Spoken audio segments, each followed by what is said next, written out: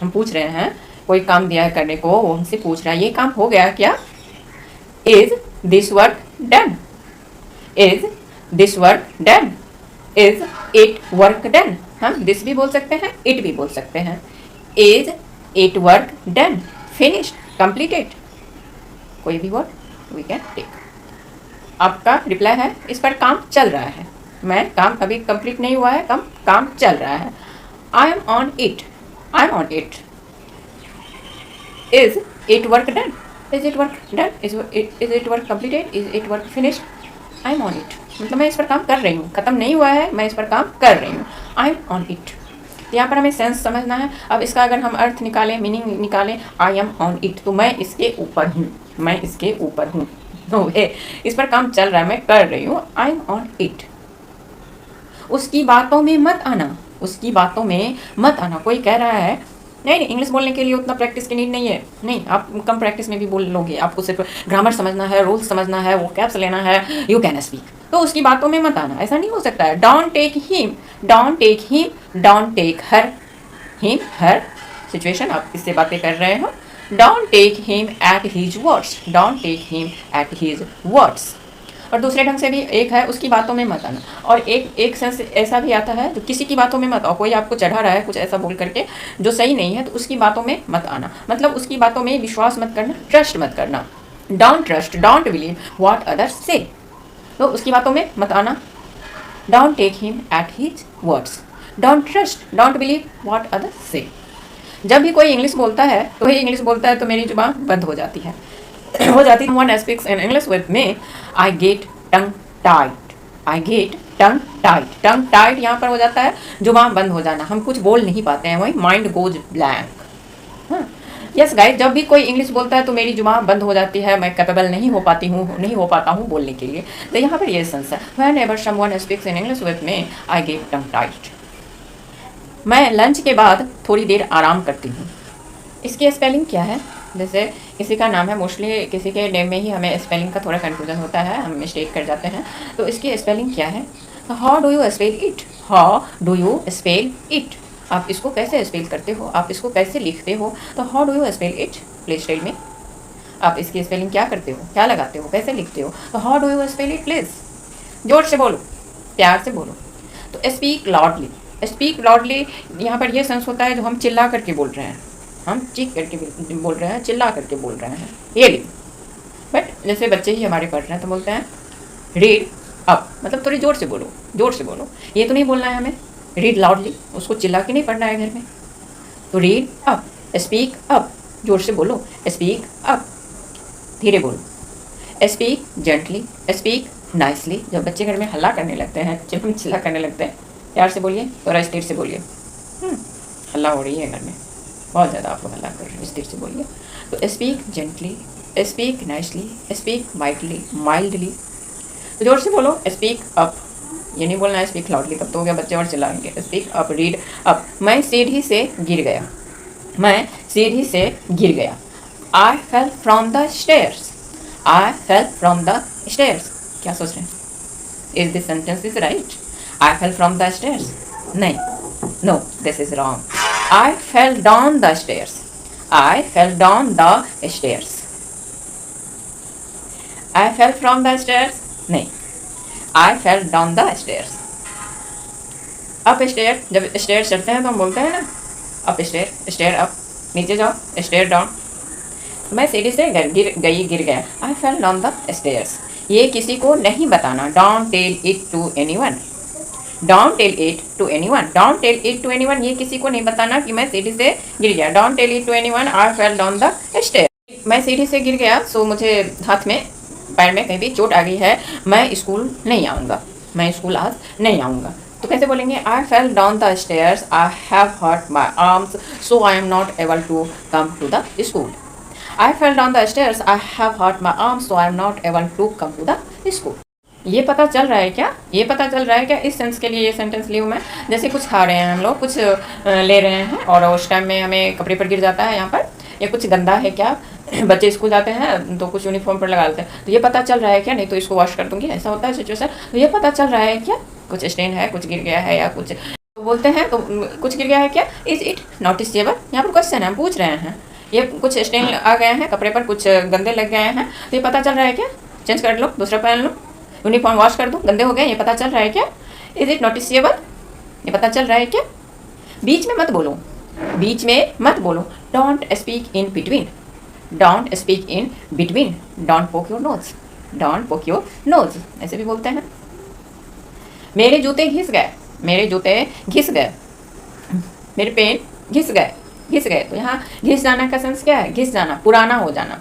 मैंने इसको इस्तेमाल करते करते, इससे लिखते लिखते ये घिस चुके हैं, मेरे जूते पहनते पहनते घिस गए हैं, मेरे फ्रॉक पहनते पहनते घिस गए हैं। तो यहाँ पर घिस जाना मीन्स हम जब उसको यूज करते हैं तो उसके कारण वह खराब हो जाता है, पुराने हो जाते हैं, घिस जाते हैं। तो my shoes are worn out, घिस जाना, वियर आउट, उसका worn आउट, सेकेंड फॉर्म और आउट। मेरे जूते घिस गए, मेरे कलम घिस गए हैं, तो my pen is worn out, माई कुर्ते इज worn आउट, घिस जाना, खराब हो जाना, जिसको हम सैडी कंडीशन बोलते हैं।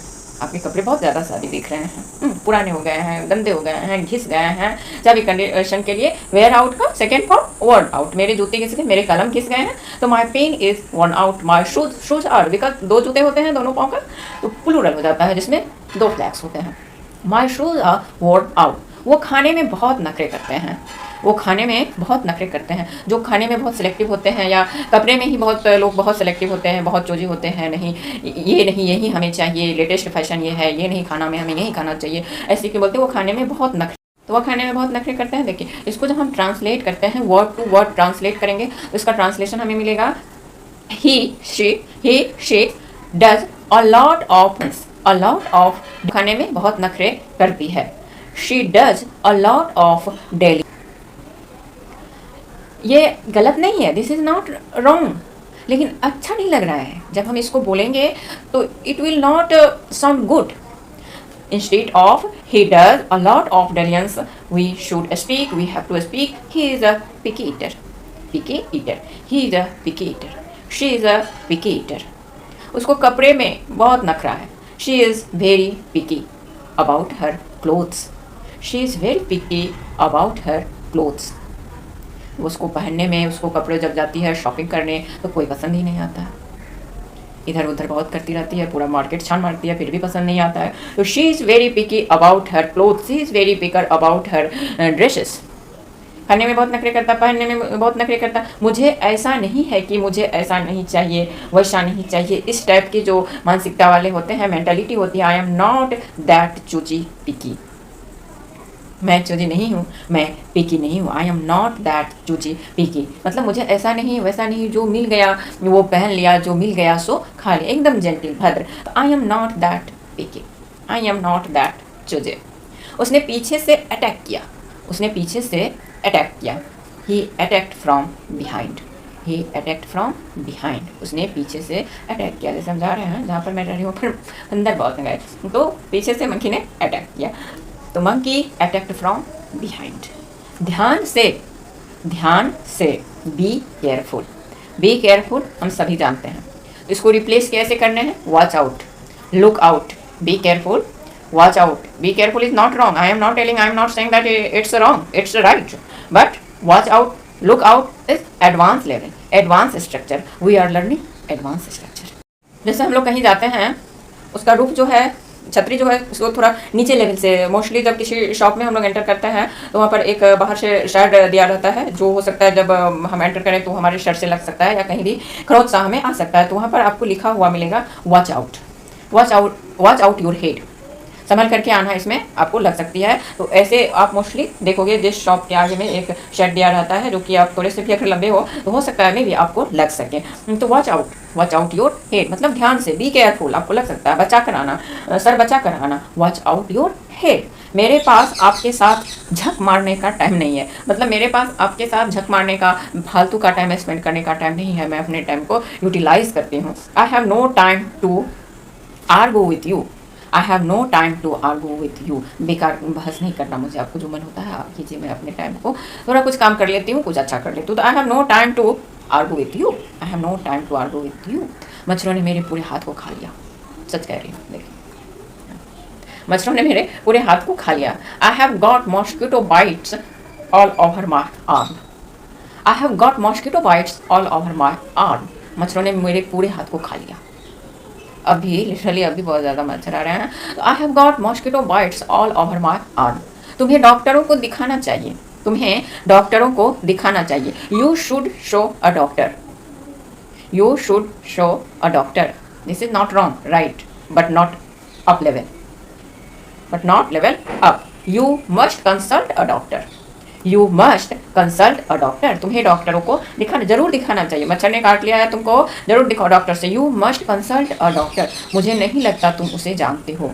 कोई कह रहा है मैं उसे बहुत अच्छे से जानती हूँ, वो सेलिब्रिटी है, वो मेरे फ्रेंड्स हैं, मैं अच्छे से जानती हूँ।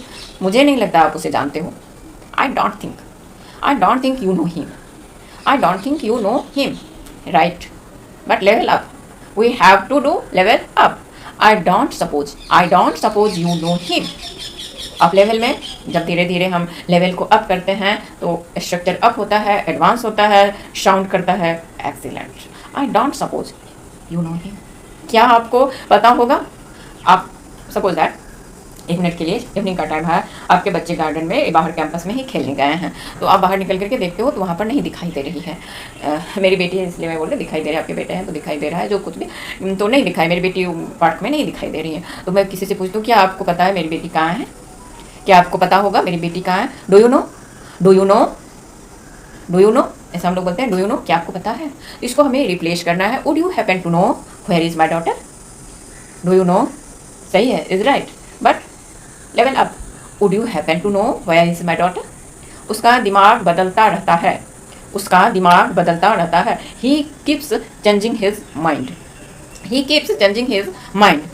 यह सही है, दिस इज राइट, बट हमें यहाँ पर लेवल को अप करके बोलना है। तो he is so fickle minded, he is so fickle minded. दिमाग बदलता रहता है, मतलब यहाँ पर ये सेंस आ रहा है, जो कभी मूड कर रहा है, जब अच्छे व्यूज़ आ रहे हैं तो मन कर रहा है वीडियो रिकॉर्ड करूँ, अपलोड करूँ। जब व्यूज़ नहीं आ रहे हैं तो मन होता है नहीं, क्या क्या मतलब है, व्यूज़ नहीं आ रहे हैं, इससे अच्छा आराम करूँ। तो माइंड बदलते रहना, अभी मन कर रहा है तो ये काम कर लूँ, अभी मन कर रहा है ये काम कर लूँ, अभी मन होता है कुछ भी नहीं करूँ। तो दिमाग का बदलते रहना, थॉट्स का बदलते रहना, उसका दिमाग बदलते रहता है। He keeps changing his mind, this is normal structure. इसको एडवांस लेवल में हमें बोलना है तो he is so fickle minded, he is so fickle minded. मुझे इसके बारे में ज़्यादा नहीं पता है।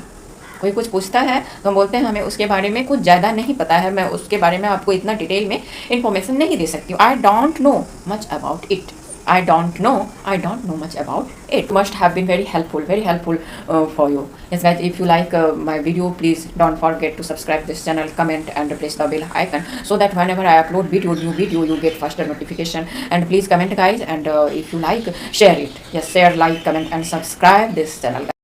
Thank you for watching guys. Thank you.